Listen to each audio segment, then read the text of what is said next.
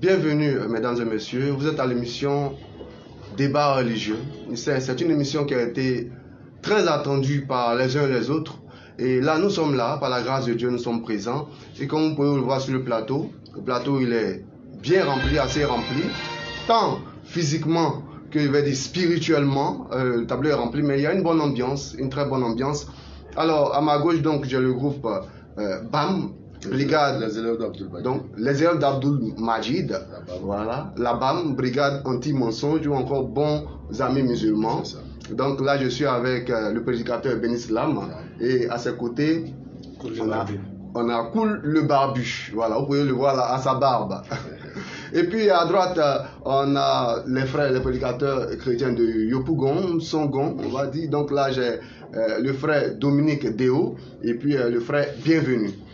Donc vous avez vu le plateau, il est planté. Le thème du jour, c'est chrétiens et musulmans ont-ils le même Dieu? Oui, c'est une grande question parce qu'on sait que d'accoutumé généralement partout, on entend dire que chrétiens et musulmans ont le même Dieu et cela fait débat. On en a parlé sous d'autres tropiques, sous d'autres cieux, mais en réalité, on sait que cette formulation est très équivoque et c'est même souvent, voilà, à un relativiste, voilà, qui affirme que toutes les religions se valent. Donc c'est assez relatif. Mais aujourd'hui, nous donnons l'occasion à ces hommes de Dieu de nous dire la vérité selon l'islam, selon le christianisme. Alors, bienvenue, messieurs. Merci. Merci bien. Voilà.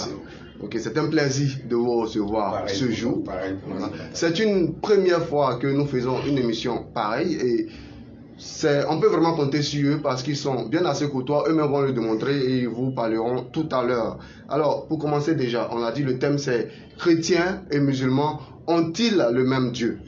Déjà, je vais donner la parole au frère Dominique et au frère Bienvenu. C'est quoi un chrétien et quelle définition on peut donner même du christianisme? Là, on a juste 2 minutes pour répondre rapidement. Merci. Avant d'introduire, j'aimerais d'abord attirer l'attention de ceux qui nous suivent en direct pour dire qu'on peut ne pas être d'accord, mais rester pour toi.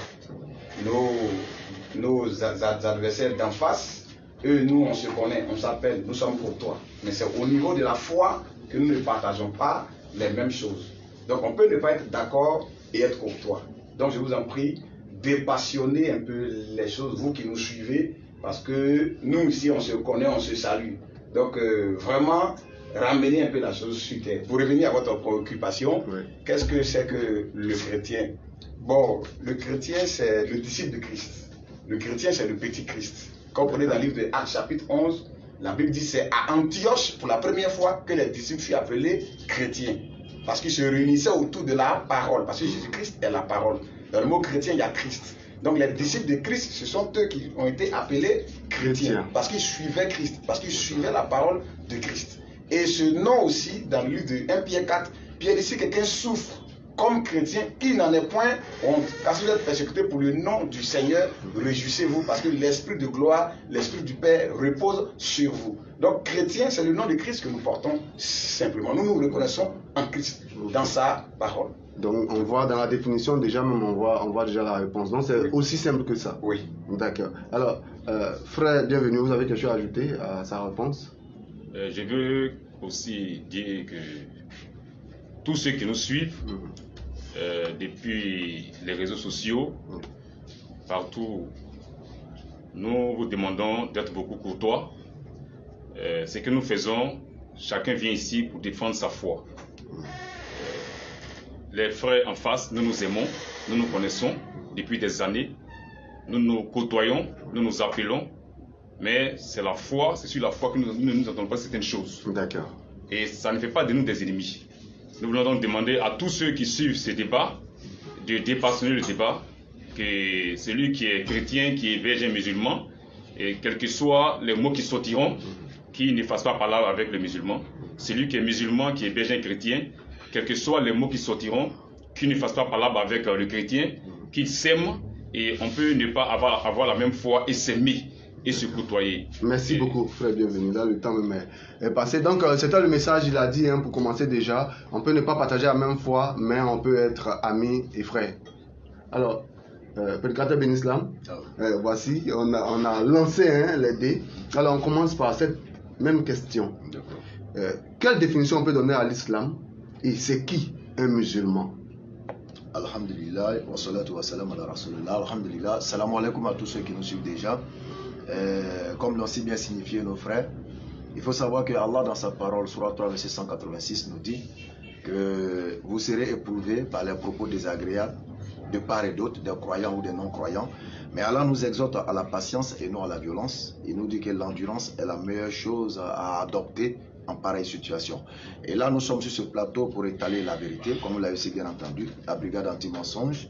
Nous sommes là pour détecter et dévoiler le mensonge et en même temps rétablir l'ordre des choses qui est la vérité. Qu'est-ce que l'islam? L'islam est tout simplement la religion universelle établie par Dieu et donnée à tous les prophètes au travers de sa parole. Surat 42, verset 13, Allah il dit qu'il a légiféré en matière de religion, ce qu'il avait enjoint à Abraham et à tous les autres prophètes. Établissez la religion, n'en faites pas un sujet de division. Donc l'islam est la religion universelle qui a été donnée à toute la création, à toute la créature jusqu'à la fin des temps, qui signifie soumission à la volonté de l'éternel. C'est-à-dire faire la volonté de l'éternel au détriment de son désir personnel.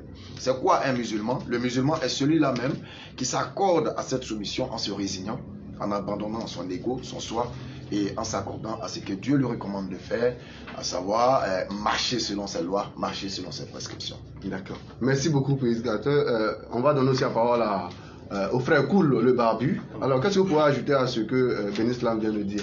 Alhamdulillah, pour ajouter à ça, je pourrais tout simplement dire que l'islam, c'est la religion qui a été apportée par tous les prophètes. Et donc Mohammed n'est pas celui qui a apporté l'islam, mais c'est celui qui a conclu cette belle religion qui a été prêchée par tous ses prédécesseurs qui sont arrivés avant lui. C'est pourquoi Allah lui-même dans le Coran nous dira de ne mettre aucune différence entre les prophètes, parce que c'est lui qui les avait choisis, c'est lui qui les avait inspirés et c'est lui qui les avait envoyés vers le peuple pour transmettre un message unique, lequel au fond de ce message devait avoir pour moteur la reconnaissance d'une divinité unique. Et il le dira dans la sourate 21, verset 25, il n'y a point de prophète à qui qu'on a envoyé, on a fait cette révélation, point de divinité en dehors de moi, Allah. Beaucoup de développement, Inch'Allah. On reviendra sur beaucoup d'éléments. Tout à fait. Pour n'est-ce pas, bonifier et tonifier, n'est-ce pas, cette assise d'Inch'Allah. Tout à fait. Merci beaucoup, monsieur. Alors, je vous rappelle, pour ceux qui viennent de se connecter, vous pouvez vous connecter, vous pouvez partager dans tous les groupes, partout, parce que là nous sommes à l'émission débat religieux et à ma droite j'ai les frères chrétiens et à ma gauche les frères musulmans. Le thème du jour c'est chrétiens et musulmans ont-ils le même Dieu, mais dans une très belle ambiance. Alors on continue toujours avec vous. Alors on a donné la définition de l'islam, de ce que c'est que le musulman, et là on a 5 minutes juste pour expliquer comment l'islam est apparu et puis quelle est sa mission même dans ce monde ici-bas. Donc je vais commencer déjà avec le frère. Bien, alhamdulillah, il faut dire que l'islam est apparu en même temps avec la création. Parce que lorsque Azawajal il a créé Adam, qui est le premier être humain, il lui a doté en même temps cette perfection de l'islam qui signifie paix, comme l'a dit tout à l'heure le frère Béni. D'accord, on va s'adresser en même temps aux internautes qui nous suivent. Voilà, qui devrait en même temps maintenir l'ordre de cette paix-là, paix entre lui et toute la création qui l'entourait, donc sur le plan horizontal, et sur le plan vertical aussi, c'est-à-dire entre lui et son Dieu, il devait maintenir cette paix-là qui devait passer par des rites et par des actes d'adoration, lesquels ont été apportés par les prophètes qui sont venus après lui. Ok, donc voilà. Frère Ben Islam, la même question, hein, pour ajouter à ce qu'il a dit, comment l'islam est apparu et puis c'est quoi la mission de l'islam en ce monde? Alhamdulillah, je n'ajouterai pas plus que ce qu'il a dit. Allah il est clair dans la sourate 30, verset 30, il demande à l'être humain d'orienter son être, son âme, toute son entièreté vers la religion qu'il a originellement donnée à l'être humain. Quelle était cette religion? Nous l'avons dit tantôt, c'est se soumettre à sa volonté. Il y a des volontés contraignantes que Dieu nous pose. Par exemple, l'homme qui naît prosterné devant la face de Dieu, il n'a pas de désir, il n'a pas de volonté, il naît prosterné devant celui qui l'autorise à être dans la matrice de sa mère. Donc l'islam, cette religion, comme on ne cessera de le répéter, de l'essence de l'être humain, c'est notre nature. Donc tourner le dos à l'islam, c'est tourner le dos à sa nature. Venir à l'islam, c'est revenir à sa nature, c'est-à-dire créer pour être soumis à la volonté de Dieu. Voilà ce qu'il faut dire, Inch'Allah. D'accord, merci beaucoup. Donc, tourner le dos à l'islam, c'est tourner le dos à sa nature. Venir à l'islam, c'est revenir à sa nature. D'accord, donc on retient bien cela. Alors, cher frère Dominique, oui. La question est la suivante. comment est apparu le christianisme et puis quel est le rôle fondamental du christianisme en ce monde. J'aimerais être clair et véridique. Dieu a créé l'homme en Éden et l'homme a été déchu de cette grâce à cause de la désobéissance et du péché. Et ce premier homme, c'est Adam. Il a été déchu de la grâce. Dieu a dit, le jour où tu mangeras, tu mourras.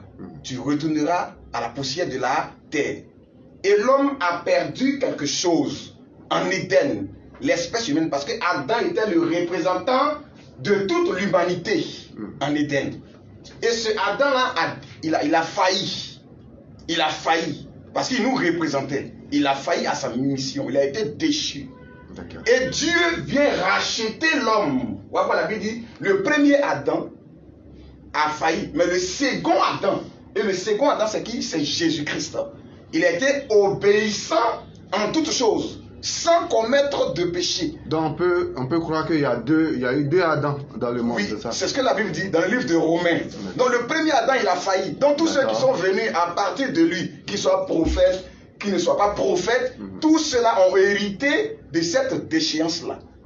Et maintenant, Christ vient pour nous ramener dans cette position, pour nous racheter de cette proposition. Voici d'abord la venue du Seigneur Jésus-Christ. Pourquoi Jean 3,16 est clair. Dieu t'a tant aimé le monde qu'il a donné son Fils unique, avec quiconque croit en lui ne périsse point, mais qu'il ait la vie éternelle. En plus de cela, l'homme, lorsqu'il est racheté, Dieu le ramène pour avoir la vie de Dieu, qui est la vie éternelle. Le salut. Donc, Christ vient, c'est pour le salut. C'est pas pour autre chose. Toute religion, en dehors de lui, il n'y a pas de salut. La Bible dit, il n'y a de salut en aucun autre. Parce qu'il n'y a sous le ciel aucun autre nom qui a été donné parmi les hommes par lequel nous devons être sauvés. Si ce n'est le nom de Jésus-Christ, c'est lui qui est la vie, c'est lui qui est le chemin, c'est lui qui est le salut. Donc Christ est venu pour le salut. Et c'est ce salut-là qui doit être prêché pour que les élus de Dieu puissent entendre cette voix du salut-là et être en accord, en harmonie avec Dieu. Donc voilà d'abord le but pour lequel le christianisme est venu. Bon, le christianisme, on parle de isme. Isme, c'est idéologie, la pensée. La pensée de Christ, selon laquelle l'homme doit être racheté pour revenir auprès du Seigneur. On va dire, l'Esprit du Seigneur est sur moi pour publier une année de grâce, pour libérer les captifs. Donc il est venu pour nous libérer de la désobéissance, de la condamnation, du péché. Parce que l'homme a été déchu, condamné. Christ vient pour nous libérer de cela. Voici d'abord le but principal et fondamental du salut qui est Jésus-Christ. Et c'est ce que les chrétiens doivent prêcher. En dehors de ça, toute autre voie, c'est l'égarement, c'est la confusion totale. D'accord, merci beaucoup, pasteur Dominique Déo. Voilà, alors, frère, bienvenue. Vous avez quelque chose à ajouter à ce que je crois qu'il a déjà dit. Il a dit ce qu'il faut. D'accord. Donc, c'est bon, on peut poursuivre. Ok. D'accord. On a encore 1 ou 2 minutes par rapport au temps qui était imparti sur ce thème. Est-ce que vous avez une réponse à apporter? D'accord. Alhamdulillah, nous sommes déjà très ravis d'entendre le frère Dominique dire que Jésus-Christ est le second Adam, ce qui nous réconforte dans notre position, parce que quand nous allons mettre le pied dans la thématique de l'entretien du jour, on comprendra aisément que ce second Adam sera encore présenté comme étant Dieu, ce qui sera vraiment une désolation pour l'humanité qui espère en lui.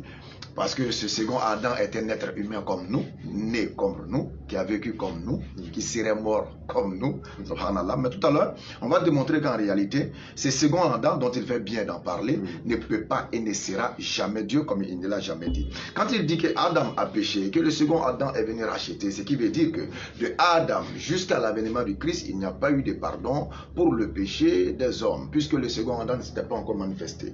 Alors nous regardons dans Exode chapitre 32, verset 32, que nous allons lire, Inch'Allah, avec votre permission.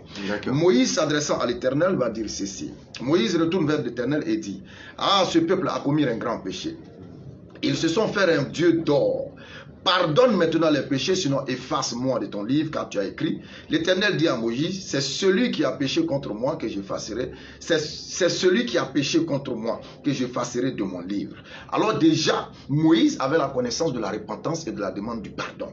Il n'a pas attendu l'avènement du second Adam pour aller présenter la doléance de la clémence de l'Éternel. Ce qui veut dire que cette histoire du second Adam, c'est juste de l'heure. Nous allons y arriver. D'accord, merci beaucoup. Alors on va poursuivre rapidement. Hein. Là, vous voyez qu'on est en train d'entrer peu à peu dans le sujet qui nous unit ce matin. Alors déjà, on remarque quelques dissensions, et c'est normal. Ouais, bien sûr. Mais est-ce qu'au-delà de tout ça, il n'y a pas, pour calmer les adresses, il n'y a pas quelques similitudes entre religion chrétienne et religion musulmane? Parce que d'aucuns disent que ces deux livres se ressemblent en beaucoup de points. Est-ce que c'est une vérité? Là, je vais continuer avec vous. D'accord, je vais prendre quelques minutes avant de passer la parole à Koul. Similitude entre le christianisme et l'islam. Déjà, il a bien fait d'employer le isme qui est une idéologie. Et la question à nous poser, c'est de savoir est-ce que cette idéologie est une idéologie divine ou une idéologie humaine? Parce que Christ, lui, il est clair. Sa doctrine ne vient pas de lui, mais vient de Dieu. Alors, d'où vient l'appellation christianisme? D'où vient le mot christianisme? Des Christ ou des hommes? Nous allons y arriver. Pour revenir à la question qui va montrer la similitude. Voilà. Déjà, nous avons dit que l'islam, c'est la religion de l'essence. Il a dit fondée sur des rites. Et ces rites sont bel et bien camouflés dans la Bible. Et nous pouvons citer rapidement Néhémie chapitre 8, verset 6, qui démontre les rites islamiques, qui sont, à savoir, l'inclinaison, la prosternation devant l'Éternel pour l'adorer. Psaume 95, à partir du verset 5 à 6, c'est propre également. David invite son peuple à venir à la prosternation devant l'Éternel. Et Jésus ne faillira pas à cette règle de la prosternation. Matthieu chapitre 26, verset 39, dans la difficulté de sa vie, au lieu de chanter, au lieu de crier, de taper des tambours, Christ est allé dans la prosternation pour adorer l'Éternel parce qu'il connaissait l'essence de l'adoration. Dans le livre de Matthieu également, le diable, qui est l'ennemi déclaré de l'être humain, connaissant les rites de base de l'adoration, dira à Jésus-Christ, prosterne-toi devant moi. Il ne lui dira pas, danse pour moi, chante pour moi. Il dit, prosterne-toi devant moi et je te donnerai le royaume des cieux. Comme pour dire que l'adoration de l'Éternel se fait dans la prosternation et l'humiliation, dans le sens de vouer un culte, et non dans le sens du respect. Il ne faut pas faire l'amalgame. Bismillah, tu as quelque chose. Il faut dire que dans la convergence, si je peux le dire ainsi, c'est que déjà, musulmans et chrétiens, nous croyons tous en Abraham. D'accord. Et en un seul Dieu aussi. En Abraham, et nous croyons tous également en un seul Dieu. Mais cette manifestation de la croyance, c'est ce qui diffère. Nous avons cette croyance en un Dieu unique et nous croyons aussi en tous les prophètes qui ont été apportés, à l'exception des chrétiens qui refusent, n'est-ce pas, de croire au prophète Mohammed sallallahu alayhi wa sallam, qui a été manifesté à l'humanité comme étant le seul garant du salut éternel pour toute l'humanité. En termes de similitude, si vous permettez, tout à l'heure j'ai parlé du rite de la prosternation, sans pour autant oublier que le musulman, avant d'aller vers l'adoration, fait quelque chose de symbolique qui est la purification du corps, de l'âme et de l'esprit en fonction de l'intention. Exode chapitre 40, verset 30 nous parle de l'ablution. Et Jésus-Christ également ne faillit pas à la règle. Il fera prendre l'ablution à ses disciples lorsqu'il sentira le diable en train de se manifester en Juda. Donc pour dire que l'islam c'est l'essence. Il a parlé d'Abraham, le père de la foi. Nous sommes tous unanimes qu'Abraham est le père de la foi. Et nous disons qu'Abraham était musulman. Eux ne pourront jamais prouver qu'Abraham a pratiqué le christianisme. Alors si Abraham n'a pas pratiqué le christianisme, quel était le socle de la base et le socle de la foi d'Abraham? D'accord, très belle question. Mais en même temps aussi, vous avez dit en introduction que l'islam est apparu en même temps que l'humanité. Exactement. Alors qu'on voit dans un livre historique, selon ce qu'on nous dit, l'islam serait né à un moment donné, une date a été donnée. Qu'est-ce que vous répondez à cela?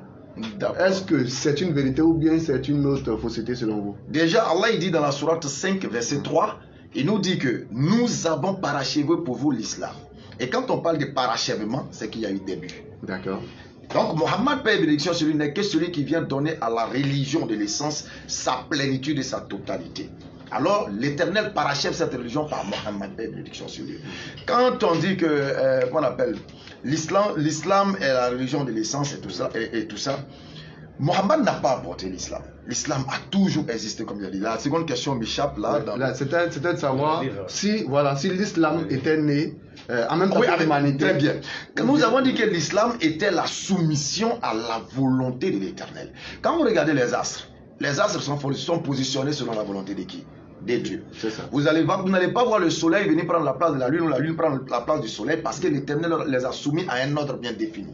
Et cette soumission, le fait qu'ils soient canalisés dans leur bloc, dans leur orbite, ils vouent le culte à l'Éternel en ne désobéissant pas l'ordre qui leur a été donné, leur a été soumis et donné. C'est ça la soumission. Et contrairement à l'homme, nous avons des rites. Allah dit dans le Coran que tout ce qui existe m'adore, bon gré, mal gré. Mais c'est vous les hommes qui ne voyez pas comment ils manifestent leur adoration. Tout adore Dieu, sans exception. Ok, merci beaucoup. Alors donc, je me tourne vers vous maintenant pour vous poser la même question. Quels sont donc les points de similitude et comme nous avons apporté des éléments de réponse, est-ce que le christianisme, là je parle de ce que les gens disent généralement, est-ce que le christianisme est plus vieux que l'islam? Vous voyez, si quelqu'un est honnête envers lui-même, il ne va pas faire du verbiage. Dans le propre Coran, il est dit, nous avons envoyé l'évangile avant toi. Mais l'islam vient pour confirmer ce qu'il y avait avant lui. C'est bien écrit dans leur sourate.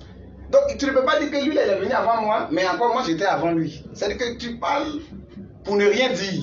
Tu parles pour ne rien dire. Parlant de la similitude, mais entre le faux biais et le vrai biais, il y a une similitude. Tu vas prendre le vrai biais de 10 000 et le faux biais de 10 000. C'est écrit 10 000, 10 000. Mais il y a un qui est faux, il y a un qui est vrai.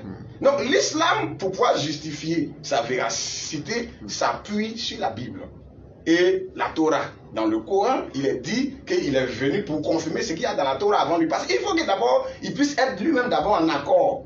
Dire qu'il est en accord avec l'évangile et avec la Torah. Ce que vous dites, c'est assez fort. Hein, quand oui, vous dites que l'islam s'appuie sur la Bible. Oui, oui, non, il s'appuie pas. Il tient des déclarations selon lesquelles lui vient pour confirmer. En réalité, il n'a jamais confirmé. Au contraire, il a contredit, falsifié la Bible. Mais il prend ce langage-là pour dire qu'on est venu pour confirmer ce qu'il y avait dans la Torah. Et ça laisse une porte ouverte. Ah, donc il reconnaît la Torah, il reconnaît l'évangile. Mais quand tu vas entrer, tu vas voir que tout ce qu'il a raconté concernant le salut, ça n'a rien à voir avec ce qui était même avant lui. Et il a sauté non que Moïse, donc au temps de Moïse, les gens avaient le salut. Vous voyez, voilà un vaurien qui s'assoit et il dit que non, Moïse avait le salut et puis le diable discutait son corps d'un livre de Jude. Les prophètes n'avaient pas le salut. Mais il a dit quelque chose de très important. Il a dit par exemple que avant le second Adam, vous avez présenté comme étant Jésus. Il a dit que le pardon existait. Non. N'est-ce pas? Non. Il y a une image et il y a une réalité. D'accord. Il y a une image et il y a une réalité. Lorsque Adam a péché, la Bible, Dieu l'a habillé de peau d'animal.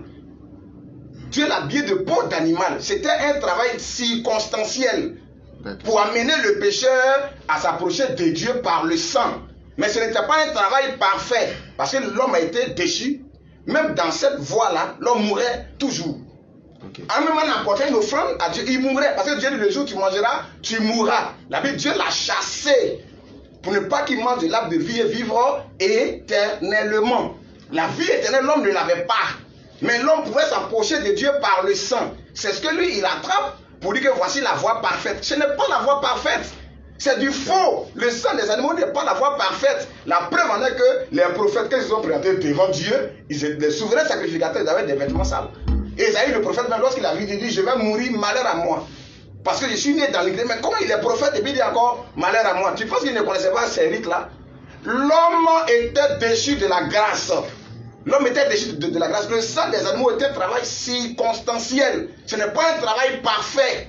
Pour parfaire l'homme et le racheter. Mais le sang parfait qui vient faire ce travail, c'est le sacrifice de Jésus-Christ. Voilà pourquoi il a vaincu la mort. La Bible, celui qui avait le pouvoir sur la mort, c'est le diable. Celui qui avait le pouvoir sur la mort, dans le livre d'Hébreux, la Bible dit c'est le diable. Mais il a vaincu la mort. Il a vaincu la mort. Il a vaincu la mort. Et il est ressuscité. Et il va dire non, que le second Adam, ils vont dire non, il est Dieu. Ça, c'est un autre débat. Vous voyez, le Mashiach qui vient, la Bible a prévu, c'est lui qui va écraser la tête du serpent. Mais eux, ils ne croient pas en ça. Mais ils font des récitations. Dans Genèse, il a dit, je m'étais initié en toi et la femme, entre ta postérité et elle, sa postérité. Celle-ci t'écrasera la tête. Donc c'est la postérité de la femme qui va écraser la tête. C'est en tuant les animaux qu'on écrase la tête du serpent. La domination du serpent. La domination du diable, c'est le péché et c'est la mort. Et Christ a détruit cela à la croix. C'est la postérité de la femme qui va faire ce travail, c'est Jésus-Christ. D'accord. Merci beaucoup, Pasteur Déo. Merci beaucoup. Là, on retient qu'effectivement, il y a des similitudes, une convergence même à bien des endroits entre la Bible et le Coran. On le retient, mais vous voyez, ça montre déjà que malgré tout, ils ne s'accordent pas. D'où la question suivante. Chrétiens et musulmans ont-ils le même Dieu? Chrétiens et musulmans ont-ils le même Dieu? Et là, on va continuer avec le pasteur Déo Dominique ainsi que le frère Bienvenu pour répondre à cette question que tous les internautes attendent. Vous voyez, la Bible nous dit dans Ephésiens 4, il y a un seul Dieu. Dans les pays, dans les tribus, les gens diront qu'ils croient à un seul Dieu. Mais la manière de croire en ce Dieu-là, c'est là qui pose un problème. Parce que la Bible dit qu'il y a un seul Dieu, mais la Bible aussi dit qu'il y a une seule foi. Il y a un seul Dieu, mais il y a une seule foi. Donc, tu ne peux pas dire que toi et moi, on adore le même Dieu, et au niveau de la foi, il va avoir problème. Et toi, ton Dieu va venir contredire la foi qui existait avant toi.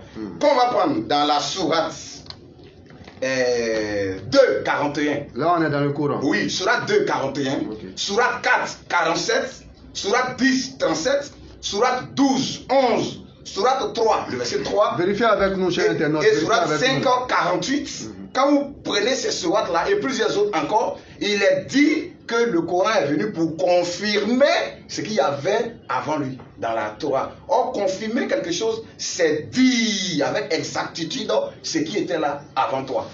C'est dire ce qui était là avant toi. Donc, est-ce que le Coran est venu réellement pour confirmer ce qu'il y avait dans la Torah avant lui? Jamais. En réalité, le Coran est venu pour falsifier. L'islam est venu pour falsifier.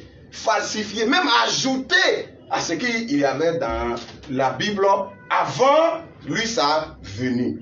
Quand vous prenez dans la sourate de 35 à 36, il est dit là-bas que Adam était au paradis, c'est là-bas qu'il a péché et Dieu l'a fait descendre sur terre. Mais si toi tu dois venir confirmer ce qu'il y avait dans la Torah avant toi, est-ce que la Bible a une fois dit qu'Adam était dans le paradis, ou c'est quand après il est descendu sur terre? Jamais. On va lire ça. Oui. D'accord. Alors là, vous avez le Coran. Oui. Sourate 2, 35 à 36. Sourate 2, 35 à 36. Adam était au ciel dans le paradis, après il est descendu sur terre. Oui. Et nous dîmes. Oui. Oh Adam. Adam. Habite le paradis. Habite le paradis. Toi. Et ton épouse. Et ton épouse. Et nourrissez-vous. Oui. En de partout. Et Allah, toujours parler au pluriel. Au pluriel. Nous. Jusqu'à dans le Coran, il a dit il est le meilleur des créateurs. Non. Comme s'il y a plusieurs créateurs. Non. Nous, au pluriel. Mais ce n'est pas Allah qui lui parlait, c'est un soi-disant ange du nom de Djibril qui s'est révélé. On reviendra sur l'origine encore de cet ange-là. Ce n'est pas Gabriel de la Bible. Cet ange qui s'est révélé à lui, dans cette grotte-là, le jour d'aller méditer, c'est le diable en personne. C'est Satan. C'est pas Dieu. C'est pas Gabriel de la Bible. Ça ressemble carrément à un autre sujet. Et nourrissez-vous-en de partout. À votre guise. Mais n'approchez pas de l'arbre que voici. Oui. Sinon, vous serez du nombre des injustes. Oui. Peu de temps après, oui. Satan les fit glisser de là. Et les fit sortir du lieu où ils étaient. Oui. Et nous dîmes, descendez du paradis. Vous voyez. Donc le jardin d'Éden pour l'islam, c'était dans le paradis. Lorsque Satan les a séduits dans le paradis, maintenant il a dit de descendre du paradis. Un paradis où Satan a accès pour séduire Adam et après maintenant il descend de ce paradis. Mais c'est faux. La Bible dit Dieu plantait un jardin en Éden du côté de l'Orient, en Mésopotamie. Nulle part il est dit qu'il y avait un paradis au ciel où Adam était. C'est sur terre. Genèse 2:7. Genèse 1. La Bible dit que c'était sur terre. Donc le paradis était donc sur terre. Le jardin d'Éden. Le jardin d'Éden était sur terre. Selon la Bible. Donc s'il vient pour confirmer ce qu'il y a dans la Bible avant lui, il doit dire ce que la Bible a dit.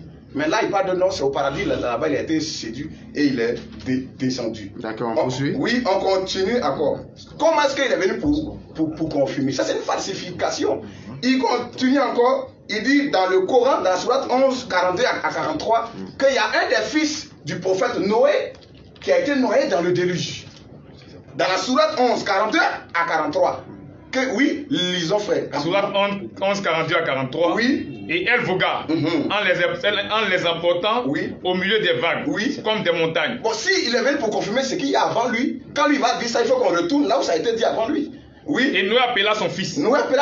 Qui restait en un lieu écarté. Non loin de l'arche. Oh mon enfant. Monte avec nous. Et ne reste pas avec les mécréants. Il répondit. Je vais me réfugier. Un fils de Noé, selon le Coran, est mort dans le déluge. Et il répondit, je vais me réfugier vers un mont, vers une montagne qui me protégera qui va me protéger de l'eau. Et Noé lui dit, il n'y a aujourd'hui aucun protecteur continue contre l'ordre d'Allah. Tous périront, sauf celui à qui il fait miséricorde. Et les vagues s'interposèrent entre les deux, et le fils fut alors du nombre des noyés. Et le fils de Noé fut du nombre des noyés. Mais c'est faux. Dans la Bible, là, quand on prend Genèse chapitre 7, Genèse 6, la Bible, il y a eu 7 personnes. Et 8 personnes. 7 personnes plus Noé. Sem, Cam, Japheth, Noé, avec sa femme et ses 3 fils. Ils étaient 8. Qui est ce fils de Noé qu'on ne connaît pas son nom? Donc il n'est pas venu pour confirmer ce qu'il y avait dans la Torah. Il est venu pour ajouter à la Torah. Et il est venu encore pour ajouter à la parole. Quel fils de Noé est mort dans le déluge? Vous voyez, il dit encore dans le Coran que le père d'Ismaël, il s'appelait Hazar. Ça, on ne va pas lire. Dans le Surat 6. Il vous reste moins d'une minute pour finir cette première partie. Oui, voilà, Surat 6, 74. Alors que quand on prend dans la Bible, le père d'Abraham, c'est Térak. Ce n'est pas Hazar. Même si Abraham encore, il n'a pas dit encore. On va dire à des points de divergence. La vérité. Dans la Surat 28, 7 à 8, il a dit là-bas que c'est la femme de Pharaon qui a adopté Moïse. Or, quand on prend dans la Bible des autres deux, la Bible c'est la fille de Pharaon. Il y a problème. Il y a problème. Il est en déphasage avec la Bible. Vous prenez encore dans la sourate 11 ou bien dans la sourate 37, 101 vous l'a dit en vérité avec nous et puis écrivez aussi à des 101 à 102, il a dit que c'est Ismaël qui a été offert en sacrifice. Mais quand on prend dans Genèse 22, la Bible dit c'est Isaac. Quel est celui-là qui dit que lui est venu pour confirmer ce qui est dans la Torah avant lui et qui vient encore s'attaquer, ajouter et même falsifier? Donc, ce n'est pas un livre confirmateur de ce qui était là. C'est un livre falsificateur et un livre qui vient d'ajouter. Quiconque ajoute dans la Bible dit il est maudit. C'est ce que la Bible dit. On ne doit pas ajouter la parole de Dieu. Et il y a beaucoup de sujets sur lesquels on reviendra. La mort de Jésus, la crucifixion de Jésus, même le paradis des chrétiens. Ça ne sera pas aujourd'hui, certainement une autre fois. Donc, merci beaucoup pour cette première partie, pasteur Déo, Dominique, et puis au frère aussi, bienvenue. Alors, prédicateur Ben Islam, voilà, là, chers frères, la pression monte, mais c'est pour que chacun puisse dire sa part de vérité selon donc, la religion. Alors, chrétiens et musulmans ont-ils le même Dieu en réalité? Alhamdulillah, le frère Dominique a dit beaucoup de choses que, ma foi, nous ne pourrons pas rattraper tout compte tenu du temps donné. Parce qu'il a fait des pêle-mêle. On va essayer de survoler et voir ce que nous pourrons rattraper dans tout ce qu'il a dit. D'accord. Chrétiens et musulmans ont-ils le même Dieu? Oui, dans la généralité. Dans la généralité. Deux religions monothéistes. Dans la généralité, nous avons le même Dieu. Dans la généralité, toute la création a le même Dieu. Ok. Mais dans la particularité quant à l'identité de ce Dieu-là, là nous divergeons. Sinon, toute l'humanité a un seul créateur, vous leur demandez, ils vous diront, oui, il y a un seul créateur, mais qui il est, son identité, là se trouve le problème. Sinon, tout le monde est unanime qu'il y a un seul Dieu. Et nous disons que l'identité de ce Dieu-là, c'est Allah. Allah qui, en hébreu, va nous donner Eloi, dont le pluriel est Elohim. Et en araméen, nous avons Allah, qui est la langue aussi parlée par le Christ. Nous avons également Allah, prononcé par le Christ. Elahi, Elahi. Allah, Allah. Donc l'hébreu, l'araméen et l'arabe sont des langues sémitiques qui partagent des mots en commun et l'orthographe en commun. Donc le nom de ce Dieu créateur, c'est Allah. Ok. Il a parlé de plein de choses, je ne sais même pas prendre le pont. Je vais prendre par exemple la sourate 3, verset 71. Il a dit par exemple que les musulmans, le Coran dit de confirmer. Le Coran dit qu'il confirme. De confirmer l'évangile, etc. Dieu merci qu'il emploie l'évangile. Le Coran ne vient pas nous dire de confirmer la Bible. Okay. Et d'ailleurs, je vais le surprendre. Le Coran a été révélé avant la Bible. Ça, c'est peut-être une révélation pour lui, mais il saura pourquoi. Le Coran a été révélé avant la Bible. Bien sûr, ça c'est une réalité, une évidence. D'accord. À quel niveau? Il peut prendre note, tout le monde prend note. La Torah a été révélée à Moïse. Les psaumes à David, l'évangile à Jésus, le Coran à Mohammed. La Bible a été révélée à quel prophète? C'est une question qui restera en suspens. Ce qui veut dire que la Bible déjà a un problème. puisque n'ayant aucun prophète qui l'ait reçu, pour dire qu'il faut faire un document où tu vas assembler mes livres révélés pour nommer Bible. Ta Biblia, ça n'existe pas, c'est une conception d'homme. D'où le isme du christianisme. Donc c'est normal que le frère se retrouve stupéfait face à ce que le Coran envoie. Il a parlé du Coran dans la sourate 5. Il dit qu'il a lu le Coran dans la sourate 5. Ouais. Est-ce que tu as lu, Dominique, le verset 48 de la sourate 5?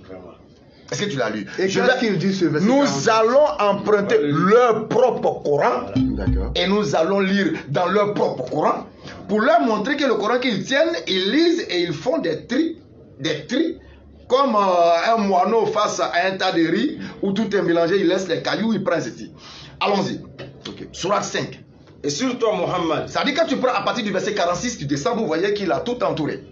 Il a tout entouré, 46, 47.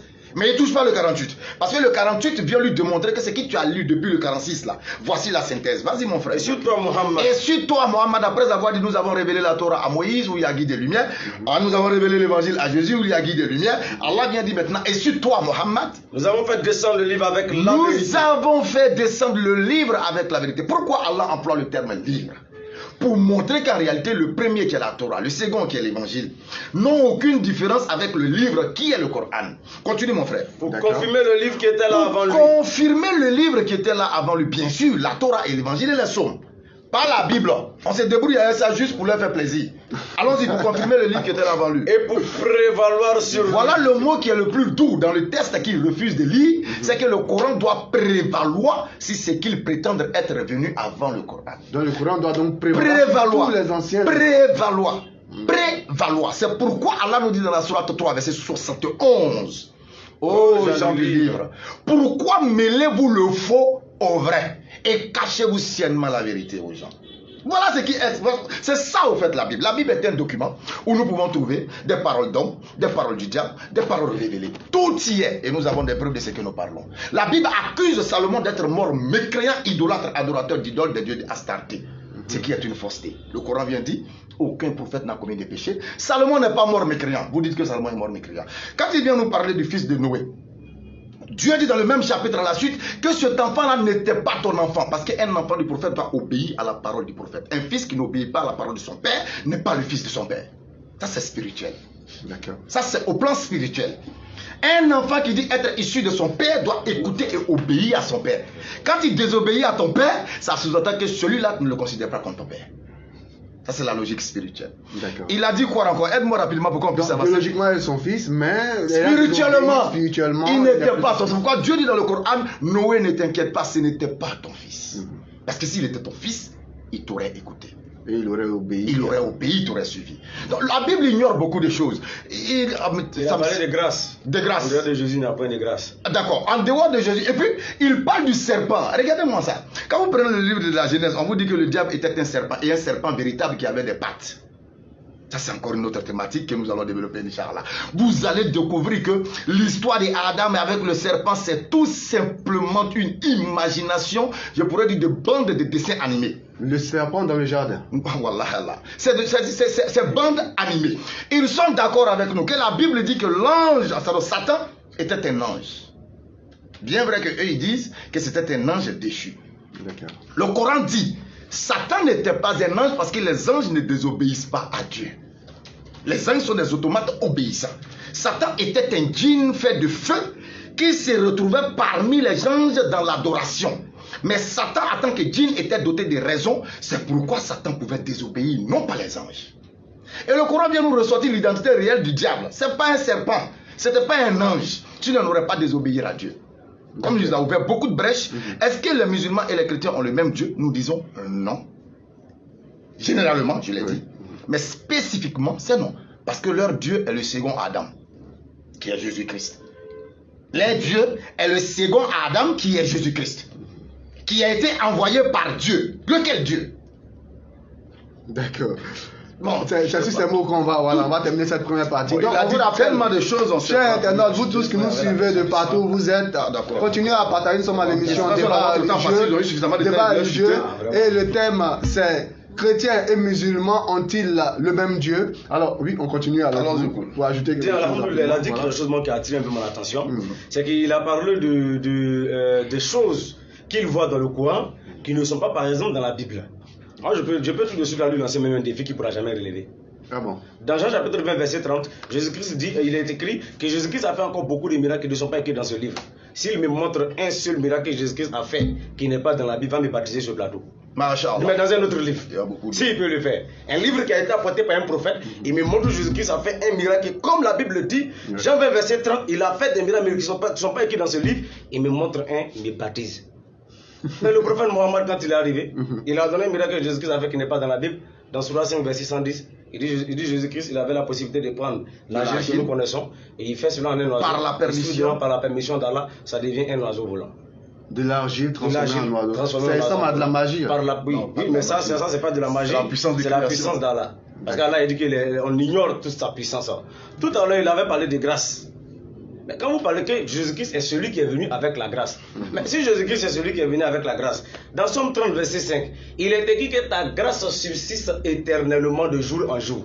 Mais attends, si la grâce de l'Éternel subsiste éternellement de jour en jour, qui était en train de le dire? Les sommes ont été révélées à David. C'est David qui le disait. Est-ce qu'en ce moment-là, la grâce était là? Puisque David dit que la grâce est perpétuelle. Est-ce que ça existait? Une question à laquelle on doit réfléchir. Il a dit tout à l'heure que Moïse... que David, Somme, c'est avant Jésus. C'est avant Jésus. D'accord. Il est d'accord même avec. Et il a dit tout à l'heure qu'il n'avait point de sauveur en dehors de Jésus-Christ. Mais c'est une erreur grave. Ça démontre qu'il ne lit pas la Bible. Parce qu'au lieu de venir s'asseoir pour dire que vous ne valez rien, il faut quand même sortir des arguments de ton livre. Quand tu dis qu'il n'y a point de sauveur en dehors de Jésus-Christ, mais je te pose la question. Tous ceux qui ont cru en Abraham qui sont morts, ils vont où? Jésus n'était pas là-bas. Et Jésus-Christ même a dit, il dit, ceux qui n'entendent, il dit, vous refusez de me croire parce que je suis venu et je vous ai parlé. Vous avez écouté, vous avez refusé, vous êtes jugé. Il dit, ceux qui ont écouté et ceux qui n'ont pas écouté, qui n'étaient pas là, qui sont morts au temps d'Abraham, qui sont morts au temps de Moïse, et ils n'ont pas eu le temps d'écouter. Ils iront où? Est-ce qu'ils iront en fait parce que Jésus n'était pas là? Ça c'est un. Deuxième élément, si les prophètes ne sauvent pas, quand Dieu envoie les prophètes vers un peuple, c'est pourquoi? C'est pour les appeler à la repentance. Mais quand ils se répandent et puis ils vont où?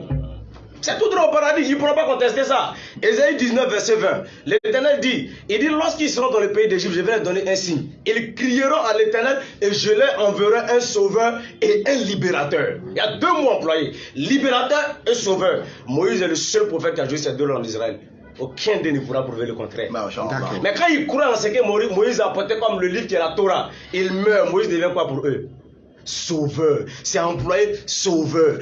Qui est-ce que l'Éternel a envoyé comme sauveur aux enfants d'Israël quand ils crient en Égypte? Ils sont assis, ils sont d'accord, ils diront que c'est Moïse. Pourquoi alors dire qu'il n'y a point de sauveur en dehors de Jésus-Christ? D'accord, merci beaucoup, frère Cool le Barbu. Voilà, lui aussi, il a apporté des éléments de réponse selon donc, le Coran. Alors, je me tourne vers vous pour la deuxième partie de ce même thème. Chrétiens et musulmans ont-ils le même Dieu pour rebondir? C'est ça, je dis, quand tu ne connais rien et puis tu crois que tu connais, là, tu parles beaucoup pour ne rien dire. Il s'est fourvoyé tout à l'heure. Ça m'étonne que lui aujourd'hui jette crise sur la Bible. Alors que pour justifier sa fausseté, selon laquelle son livre est vrai, ou bien son prophète est vrai, il s'appuie sur la Bible. Il dit que Jésus même a annoncé Mahomet. Après, il vient dire encore que, c'est sa question, il dit que la Bible a été révélée à quel prophète? Bible vient du grec Biblia, qui veut dire assemblage de plusieurs livres. Est-ce que Dieu n'a-t-il pas prophétisé que ces paroles seront assemblées en un recueil? Est-ce que Dieu n'a-t-il pas prophétisé dans la Bible que ces paroles-là seront assemblées en un recueil? Est-ce que Dieu n'a-t-il pas dit aussi dans Isaïe 47, considérez le livre de l'Éternel, lisez, aucun d'eux ne fera défaut, ni l'un ni l'autre le marquera. Pourquoi? Parce que sa bouche l'a ordonné, il demande par qui? La Bible, c'est son esprit qui va rassembler cela. C'est l'esprit de Dieu, mais il ne descend pas pour rassembler, il le fait à travers des hommes. Et les apôtres ont écrit, il y avait déjà à côté qui écrivait, et le Nouveau Testament a commencé à être rassemblé par l'apôtre Jean, selon l'histoire de l'Église. Et c'est comme ça qu'il s'est retrouvé sur l'île de Patmos, parce qu'il dit c'est à cause du témoignage de Jésus. Donc vous voyez, l'assemblage, la Torah était déjà assemblée. Dans l'Ancien Testament, il y avait même la version grecque qu'on appelait la Septante de l'Ancien Testament. Maintenant, le Nouveau Testament aussi, les lettres étaient écrites, mais ça commençait à être assemblé. Maintenant, c'est la puissance de Dieu qui le fait, c'est pas un homme. Vous voyez, est-ce que Dieu n'a-t-il pas dit que lui va rassembler ces paroles en un recueil? Si Dieu l'a dit, c'est que le débat est clos. Et dans Isaïe encore, il dit que non, lisons que c'est son esprit qui le fait faire. Isaïe 34, 16. Isaïe 34, 16. Consultez le livre. Il va jeter Christ sur la Bible pour fuir. On va te ramener dans la Bible. Tu vas pas fuir. Oui. Consultez le livre. Oui, aujourd'hui, la Bible, c'est un faux livre. Non. Ce sont des incrédules qui sont là. Ce sont des hypocrites. Ils sont même pas francs envers eux-mêmes. Mais quand ils se tiennent là, ils disent aux gens, toi tu ne crois pas à la Bible. Quand on t'attrape, là, ils jettent Christ sur la Bible. Mais quand ils veulent justifier ces mensonges, ces saletés, là, ils s'appuient sur la Bible. Là, la Bible est vraie. La Bible a annoncé leur prophète. Quelle est cette confusion? La question qui avait été posée. Consultez le livre de l'Éternel. Oui. Et lisez. Lisez. Aucun d'eux ne fera défaut. Livre d'Éternel. Aucun d'eux ne fera défaut. Ni l'un, oui, ni l'autre, oui, ne manqueront. Oui. Car sa bouche l'a ordonné. Sa bouche l'a ordonné. C'est son esprit qui les rassemblera. C'est par l'esprit de Dieu qu'ils ont écrit. La Bible c'est poussé par cet esprit que nous avons parlé de la part de Dieu. Paul pouvait dire que quoi? C'est par la révélation que je vous écris ces choses. Donc maintenant, Dieu, qu'est-ce qu'il dit? Ecclésiaste 12, 13. Ecclésiaste 12, 13. Les paroles des sages. Les paroles des sages sont comme des aiguillons. Et rassemblés en un recueil. Rassemblés en un recueil. Elles sont comme des clous plantés. Voilà. Donc donnés par un seul maître. Mais c'est lui qui rassemble ça par son esprit, par sa puissance. Là, le débat est clos. On revient encore. Il a dit que l'islam, là, il ne peut pas nier ici que le Coran n'a pas dit que leur livre est venu pour confirmer ce qu'il y avait dans l'évangile et dans la Torah. Tu l'as dit, mais il a sauté pour dire que non, le livre là est au-dessus de... Mais avant d'être au-dessus, là, il faut confirmer d'abord ce qui était là. Il faut confirmer d'abord ce qui est là, puisque les mêmes tests là sont encore là. Si toi tu parles de ces tests, tu dois les confirmer. Regarde dans la sourate 6, 101, qu'on va pas lire, la sourate 9, 30, la sourate 10, 68, la sourate 18, 4 à 5, la sourate 19, 88, 91, et la sourate 39, 4, il est dit là-bas, là, Allah n'a jamais parlé à leur prophète. C'est un ange, soi-disant ange, qu'ils appellent Djibril, Gabriel, qui s'est révélé à lui. Maintenant, ce Gabriel-là vient dire à leur prophète que Allah n'a pas de fils. Allah ne peut pas avoir d'enfant. Parce que lui, pour lui, fils de Dieu, il a une compréhension littérale de la chose. Maintenant, ce même Gabriel-là, il vient dans la Bible, dans Luc 1, 26 à 32, qu'est-ce qu'il dit à Marie?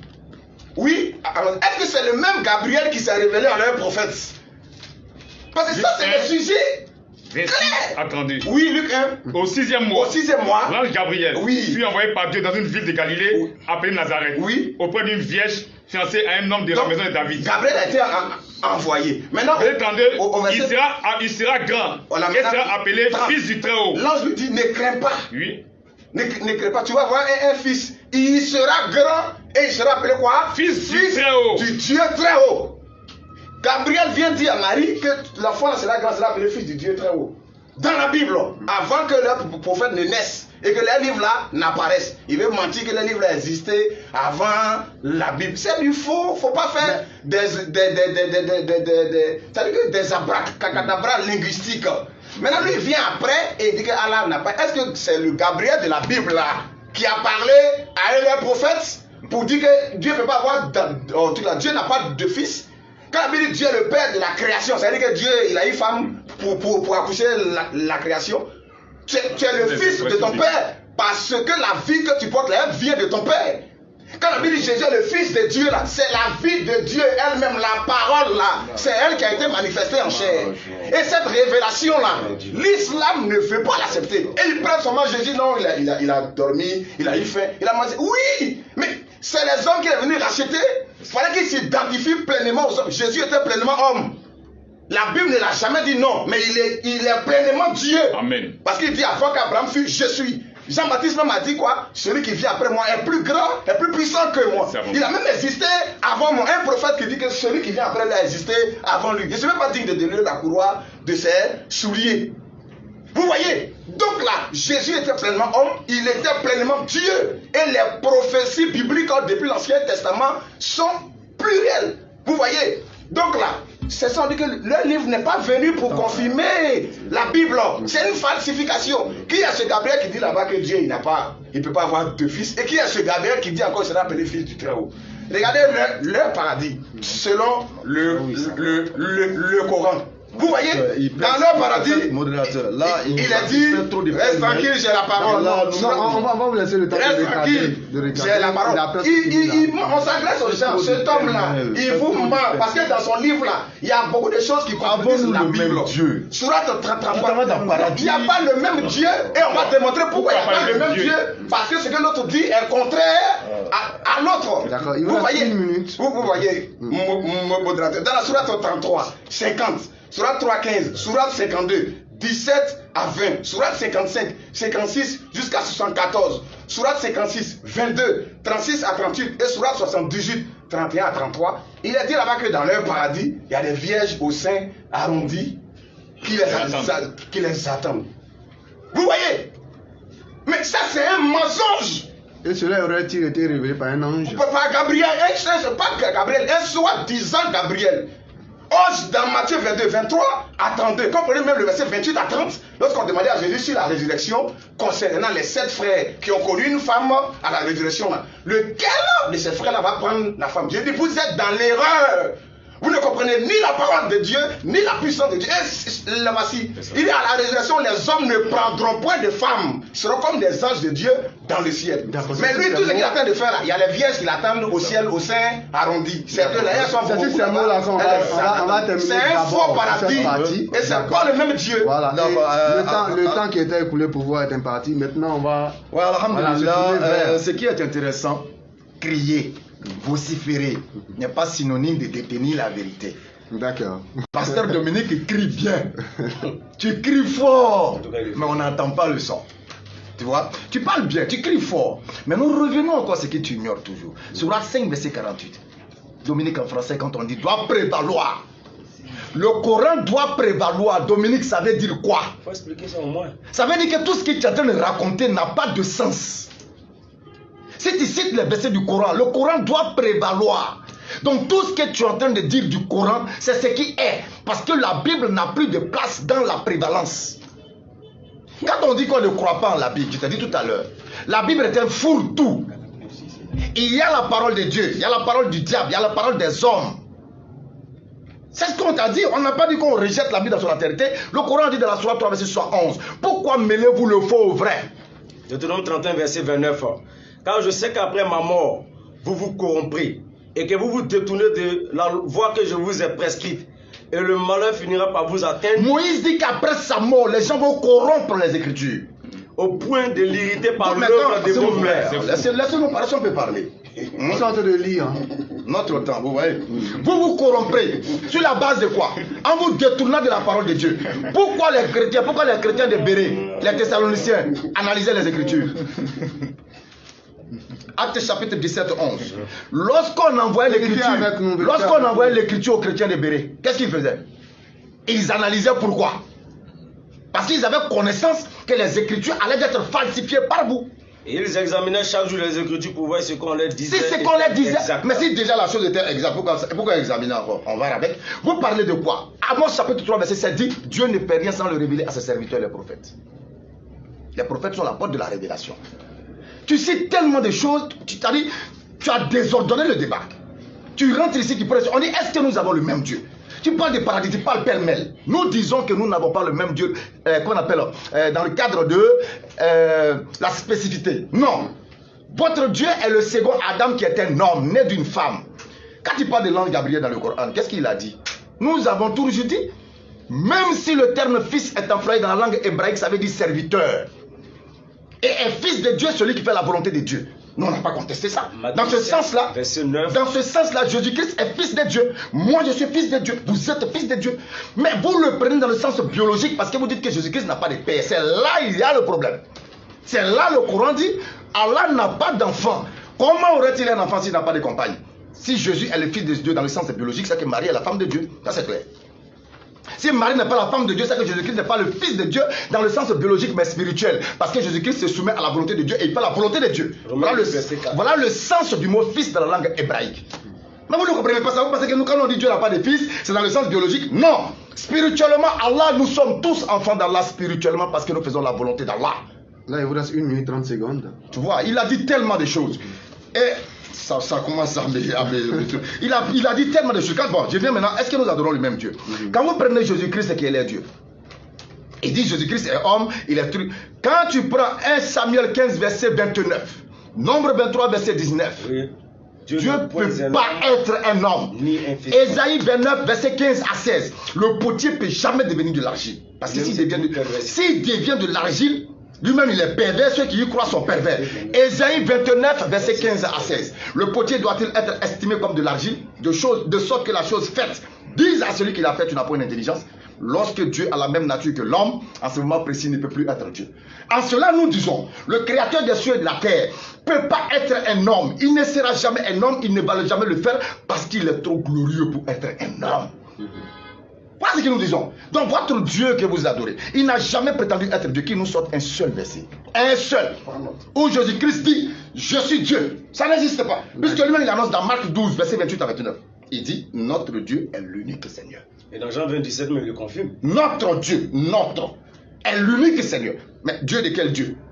Et là, vous citez la Bible. C'est la Bible, nous citons Dieu de quel Dieu? Tout le monde a été créé à partir de la parole. Tu l'as dit, je suis d'accord. Jean chapitre 1er, verset 3, l'a dit que tout a été créé par la parole. Donc, sous la base de la création et de la soumission à la volonté de Dieu, nous sommes tous fils de Dieu. On ne conteste pas ça. Mais votre Dieu n'est pas le Dieu créateur des cieux et de la terre, puisque lui-même il a été créé, alors que Allah il est le formateur de toutes choses. Il a parlé de lui que Allah est le meilleur des créateurs. C'est pourquoi la philosophie du Coran, vous ne pouvez pas comprendre tant que vous êtes dans la compréhension spirituelle. Allah est le meilleur des créateurs, Masha'Allah. Pourquoi? Celui qui a créé ce portable a été créé par qui? Allah. Par Allah. Donc celui qui crée ce portable là, c'est Allah qui l'a créé, c'est pourquoi il l'a créé. Donc qui est le meilleur des créateurs dans le créateur, dans la création? C'est Allah qui est le meilleur des créateurs. Mais ils ne comprennent pas le langage spirituel du Coran. Ils sont dans la compréhension spirituelle, c'est ce qui les fatigue un peu. Il a crié, il a vociféré, mais il n'a encore rien dit. Mais Inch'Allah, ce débat, nous allons le reprendre dans un espace bien fait, avec un temps bien mais ça va se savoir. C'est juste ces mots-là qu'on vous rappelle que vous êtes donc à l'émission Débat religieux. Le thème c'est chrétiens et musulmans ont-ils le même Dieu? Le temps est vraiment court. Eux-mêmes l'avaient dit avant l'émission. Très court. Mais là, on a essayé quand même de donner. Et Dominique a voilà, on a essayé de donner autant d'informations que possible. Et on vous l'avait dit, hein, eux-mêmes l'avaient garanti. Ambiance bon enfant, vérité avec beaucoup de foi. Beaucoup de passion, mais toujours dans le respect. Donc c'est comme ça que tous les chrétiens, tous les musulmans à travers le monde même doivent être, parce que Dieu est un Dieu de paix. Alors on va terminer en donnant à chacun un temps de parole bien défini, 5 minutes pour terminer l'émission. Carrément. Alors la question est la suivante. Pourquoi l'homme doit-il choisir le christianisme? Voilà, et puis en même temps on donne son mot de fin. Pourquoi l'homme doit-il choisir de créer, puis on donne son mot de fin? Le frère va dire. Le chrono est lancé. Voilà. Le frère va dire le mot de fin, mais vous voyez, le monsieur, il n'a pas démenti qu'il y a des vierges qui l'attendent. Il n'a pas démenti qu'il y a des vierges au sein arrondi qui l'attendent. Bon, ça va faire certainement l'objet d'un autre débat. Oui, il a dit qu'on reviendra là-dessus. D'accord. Bon, ok. Maintenant, il a dit quelque chose qui est grave, que le livre vient pour prévaloir. C'est un mensonge. Galates 1, 6 à 7. Quiconque ajoute à la parole est maudit. Après le 22, 18 ans, jusqu'à 19. Quiconque ajoute à la Bible là, il est maudit. Donc il n'y a pas un livre qui va venir prévaloir. Ça montre que c'est un esprit antichrist. C'est le diable. La Bible est complète, la parole de Dieu est parfaite. On ne doit pas ajouter, on ne doit pas retrancher. Et il dit non, dans la Bible, là, il y a parole de Satan. Et vous mettez dans le Coran, Satan a accusé aussi Allah. Satan a parlé à Allah. C'est-à-dire qu'il se cache derrière des déclarations. Satan a tenté Jésus, il a parlé, oui, mais dans ton Coran, là, est-ce que Satan n'a pas accusé Allah? Vous voyez? Est-ce que Satan n'a pas parlé dans ton Coran? C'est un faux débat que tu es en train de faire. Tu vois, tu ne crois pas à une écriture. Donc reviens à des meilleurs sentiments et croire à la parole. Le mot de fin, pourquoi l'homme dit les gens doivent revenir à Jésus-Christ. C'est tout, parce que c'est lui qui est le salut. Point. Et le frère va conclure. D'accord. Pour terminer, il faut dire qu'ils ont dit beaucoup de choses qui ne sont pas justes.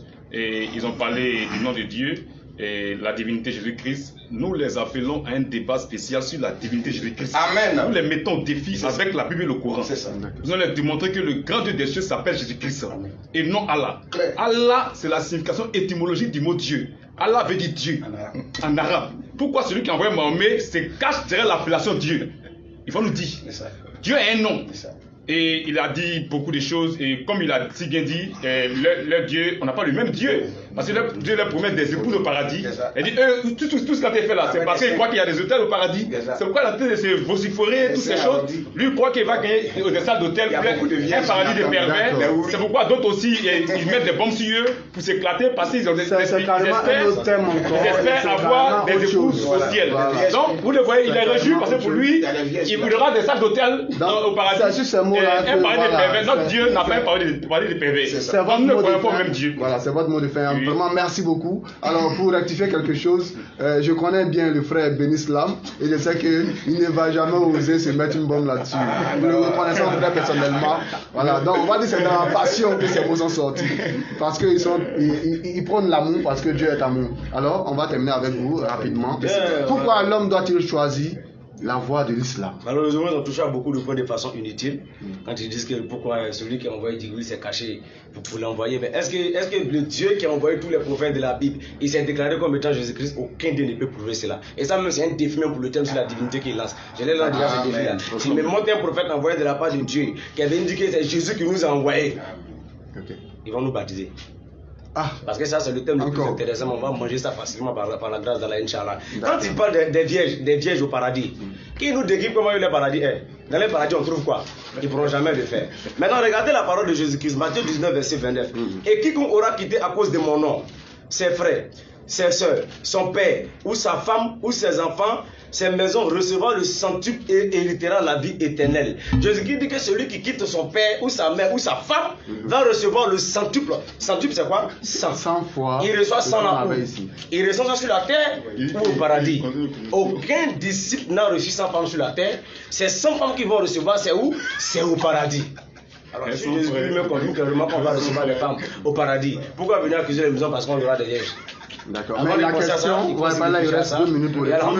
Pourquoi l'homme doit-il choisir la voie de l'islam? Parce que l'islam est la seule voie qui peut sauver l'humanité. L'islam est la seule voie qui peut trouver une solution à toutes ces dépravations qui minent le monde. Pendant que le christianisme enseigne aux gens de pécher pour aller au paradis, l'islam dit non, il faut rester sur la voie des prophètes parce qu'ils n'étaient pas des pécheurs. Mais le christianisme dit non, tu peux pécher, si tu crois à la mort de Jésus, tu vas aller au paradis. L'islam dit non, que toutes ces dépravations, il faut venir à l'islam qui vous donne des solutions claires. C'est pourquoi Georges Bernard Shaw, qui est un chrétien, il était prix Nobel de la littérature en 1925, il dit ceci. Il dit, j'ai étudié la vie de Mohammed. Et loin d'être un antéchrist, lui c'est après avoir étudié, eux ils ne font que de la philosophie, ils n'ont rien étudié. Il dit, après avoir étudié la vie de Mohammed, loin d'être l'antéchrist, il mérite le titre de sauveur de l'humanité. Pourquoi? Car si on lui remettait les clés de gouvernement de ce royaume, il trouverait les solutions à tous nos problèmes. Il est en train de confirmer clairement qu'en dehors de l'islam, il n'y a point de religion. Pour rapidement merci beaucoup, répondre sur ce qu'il a dit. Pourquoi choisir l'islam?